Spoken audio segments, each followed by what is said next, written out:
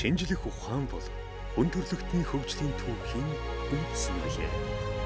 Өвөг эцсийн мэрэгэн ухаан, өв соёлын гайхан түүхээс Монголын шинжлэх ухаан эхэлж, өнертний Юан гүрнээс их хаадын мэрэгэн бодлогоор үндэс суурь норшиж, Монгол хүний бэлэг оюуны их ундрагын эхлэл болсон түүхтэй.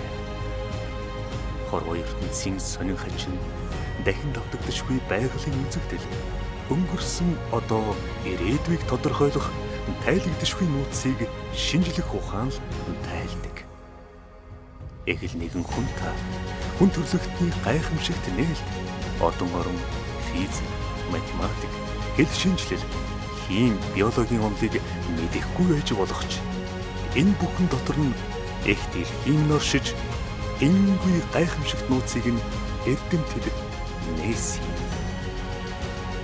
Тал дүүрэн алгалах ургамал цэцэгсийн шимээс ангаахын үлдсийг олж, тэнгэр хурмстын эрхсээс одон зурхайн нууцыг нээж, таны өмнө амьдраагүй өнертний түүхийг судалж, таны ирээдүйд тэмүүлэх мөрөөдлийн тэнжигүр шинжлэх ухаан билээ.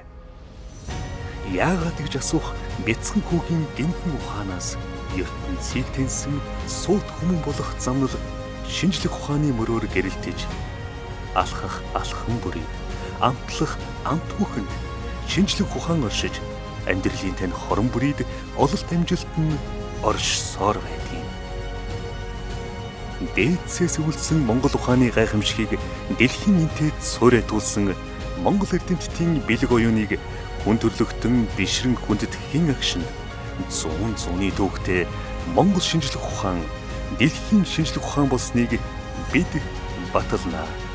Ерөнхийсэд ухнаагийн хөрс үхийн ивэл дор зохион байгуулагдаж байгаа шинжлэх ухааны ажилтны улсын анх дугаар их хурал хандлагаан өөрчлөе.